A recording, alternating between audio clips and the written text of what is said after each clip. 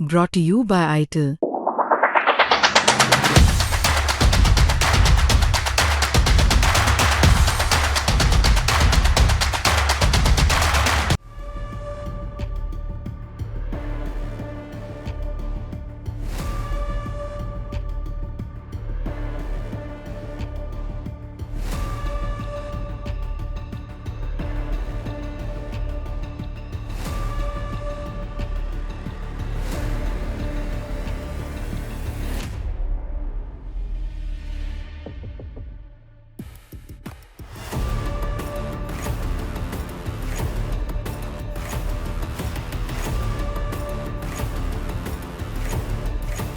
Ma'am अभी 1 घंटा पहले यहाँ पर जो धमाका हुआ है इसमें हुआ और क्या कारण रहा है? देखिए 8 बजे हमें हमारी जब पेट्रोलिंग पार्टी यहाँ पे मौजूद थी तो यहाँ पे एक्टिवा जो कि एकदम गेट के पास खड़ी थी उसको अचनचेत से आग लग गई।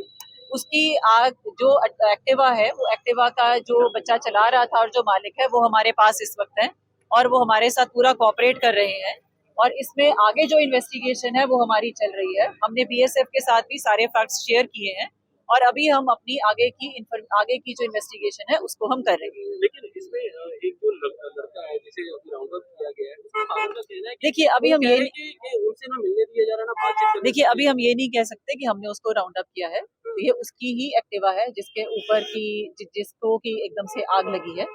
तो अभी हम इसकी इन्वेस्टिगेशन करें, जैसे ही हमारे सामने कोई नए तथ्य आएंगे तो हम आपके साथ शेयर करेंगे। देखिए अभी हम किसी भी तरह की बात को नहीं वेरीफाई कर सकते। अभी हमें इसको इन्वेस्टिगेट करना है और हम उसके बाद ही आपके साथ इन्फॉर्मेशन शेयर करते हैं। साजिश के तहत ये धमाका हुआ है। देखिए अभी हमारी this is too preliminary to comment on this. अभी हमें उसमें करनी दीजिए, हम आपको बताते हैं। Thank you very much. Sir कैसे देखते हैं बीएसएफ हेडक्वार्टर के बाहर ये स्कूटी में ब्लास्ट हुआ है और बताया ये जा रहा है कि जिस स्कूटी में ब्लास्ट हुआ है उस युवक को वो पुलिस पूछताछ कर रही है। हालांकि पुलिस अभी कह रही है कि मामले की जांच कर रही है। लेकिन क्या लगता है आपको, क्या कारण है या ये कोई साजिश है? देखिए इसमें बड़ी भारी साजिश जो है हो सकती है क्योंकि बीएसएफ का गेट सामने है, हेडक्वार्टर है।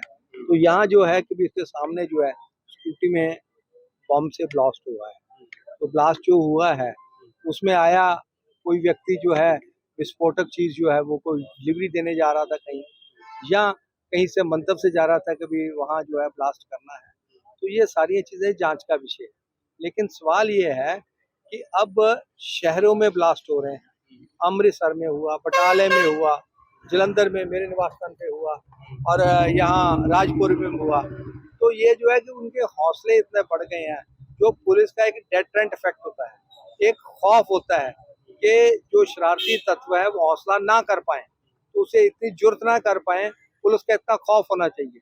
वो खौफ चला जा चुका है। उसका कारण ये है कि यही पंजाब की पुलिस है जिन्होंने आतंकवाद को नकेल डाली और अमन शांति लेके आई पंजाब में। लेकिन अब क्या है, अब जो है कभी जो जब से आम आदमी पार्टी की सरकार आई है, ड्यूल कमांड सिस्टम है, मुख्यमंत्री को और है और निर्देश जो है कहीं और से मिलते हैं।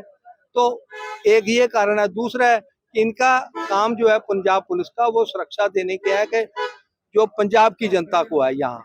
लेकिन उनको वो जो सिक्योरिटी में ज्यादा लगे हुए हैं केजरीवाल जी के, ये मनीष सिसोदिया के, तो बजाय ये कि भी उनका असली काम जो बजाय वो और कामों में पुलिसिंग की बजाय कहीं और लगे हुए हैं। लेकिन आप कैसे देखते हैं, क्योंकि बीएसएफ हेडक्वार्टर है, ठीक है, ये पंजाब से है और यहाँ पर बिल्कुल साथ में एकदम ब्लास्ट हो जाना, क्योंकि यहाँ पे सुबह से शाम तक तो पुलिस का नाका भी रहता है। बिल्कुल बिल्कुल। तो देखिए मैं यही तो कह रहा हूँ कि भी अब उनका कि भी अब ये बीएसएफ के दरवाजे तक पहुंच गए ये शरारती तत्व। सवाल तो ये चिंता का विषय है। लग रहा है आतंकी साजिश है ये। बिल्कुल हो सकती है इसमें। आपके घर पर भी कुछ? मेरे घर पे भी हुआ है, ये आतंकवाद के साथ ही जुड़ा होता है। वैसे इसमें ब्लास्ट कैसे होना है? अगर आम हो, स्कूटी में अगर हो, उसमें प्रॉब्लम हो, इंजन में सीज कर जाए या आग लग जाए, पर इतना ब्लास्ट नहीं होता है। काली साहब जैसे अभी बंगाल में इलेक्शन जीती है बीजेपी, उसके बाद सीधा शोर पड़ गया है कि बीजेपी पंजाब को भी जीत लेगी हर हालत में। देखिए वो तो राजनीति की बातें हैं। नहीं, ये जो माहौल बन रहा था, क्या इस विस्फोटक देखिए उसके बंगाल के साथ नहीं कनेक्शन करना ये ठीक नहीं है। सवाल ये है कि ये चुनाव से पहले भी पंजाब में ब्लास्ट होते रहे हैं। जब से ये आम आदमी पार्टी की सरकार आई है तब से गैंगस्टरवाद बढ़ा है, लेकिन कैसे रैंसम बढ़े हैं, तो फरोतियां बढ़ी हैं, तो ये अब जब ग्रेनेड अटैक्स जो है, ब्लास्ट क्या जो लगता है, है पुरानी जांचों की तरह लेकिन इसकी लग रहा है जांच आपको ठीक कि क्योंकि कुछ दिन पहले राजपुरा रेलवे लाइन पे ब्लास्ट हुआ था, उसके बाद पंजाब को हाई अलर्ट पे कर दिया गया था, लेकिन लग रहा है कि सिक्योरिटी लैब सामने नजर आएगा। देखिए ये बात तो यही है, मैं ये पहले भी मैंने यही कहा कि पुलिस का एक खौफ होता है जिसको डेटरेंट इफेक्ट कहते हैं, तो वो जो है वो चला गया है, क्योंकि पुलिसिंग जो पंजाब पुलिस है यही पुलिस वही पुलिस है जिसने आतंकवाद को पंजाब में नकेल डाली, अमन शांति बहाल की है। लेकिन जो युवक हिरासत में लिया गया है, उसके पिता का कहना है उससे बातचीत नहीं करने दे रहे पुलिस अधिकारी, और वो कह रहे कि अक्सर यहाँ पे कोरियर जो डिलीवर करने भी आता था। देखिए वो तो सारी, अगर कोरियर में बॉम्ब आया होगा ये भी हो सकता है, लेकिन वो किसी ने तो भेजा है ना, जो अगर वो डिलीवरी बॉय है तो उसका तो इतना काम है डिलीवरी देना, उसमें क्या है उसको नहीं मालूम, लेकिन हो सकता है कि वो साजिश में ना शामिल हो, लेकिन हो सकता है कि जिसने भेजा है जो लेटर जो है या पार्सल भेजा है तो उसमें होगा, तो बॉम्ब तो वो जो है वो इन्वॉल्व हो। जांच करने के लिए देखिए सभी चीजें पहले तो यह पंजाब पुलिस जांच का विषय है। अगर टेकअप जो है कि भी गृह मंत्री जो है, भारत के गृह मंत्री हैं, उनके नोटिस में लाया जाएगा। कई बार ये आप भी दे देते हैं। बात हुई आपकी गृह मंत्री से अक्सर बात नहीं, मेरी इस पे अभी विषय पे बात। ਪੰਜਾਬ ਦੇ ਵਿੱਚ ਅਮਨ ਕਾਨੂੰਨ ਦੀ ਹਾਲਤ ਬੜੀ ਤਰਸਯੋਗ ਥਾਂ ਤੇ ਪਹੁੰਚ ਗਈ। ਕੁਝ ਤਾਕਤਾਂ ਜਿਹੜੀਆਂ ਪੰਜਾਬ ਨੂੰ ਬਰਬਾਦ ਕਰਨ ਵਾਲੇ ਪਾਸੇ ਜਿਹੜੀਆਂ ਉਹ ਤੁਰੀਆਂ ਹੋਈਆਂ। ਪਹਿਲਾਂ ਵੱਖ-ਵੱਖ ਥਾਣਿਆਂ ਦੇ ਉੱਤੇ, ਪੁਲਿਸ ਚੌਕੀਆਂ ਦੇ ਉੱਤੇ ਗ੍ਰੇਨੇਡ ਅਟੈਕ ਹੋਏ, ਇੰਟੈਲੀਜੈਂਸ ਹੈੱਡਕੁਆਟਰ ਤੇ ਹੋਇਆ, ਬੀਜੇਪੀ ਦੇ ਦਫ਼ਤਰ ਦੇ ਉੱਤੇ ਹੋਇਆ, ਔਰ ਹੋਰ ਵੀ ਸੈਂਸਿਟਿਵ ਥਾਵਾਂ ਦੇ ਉੱਤੇ ਵੱਡੀ ਗਿਣਤੀ 'ਚ ਗ੍ਰੇਨੇਡ ਅਟੈਕ ਹੋਏ।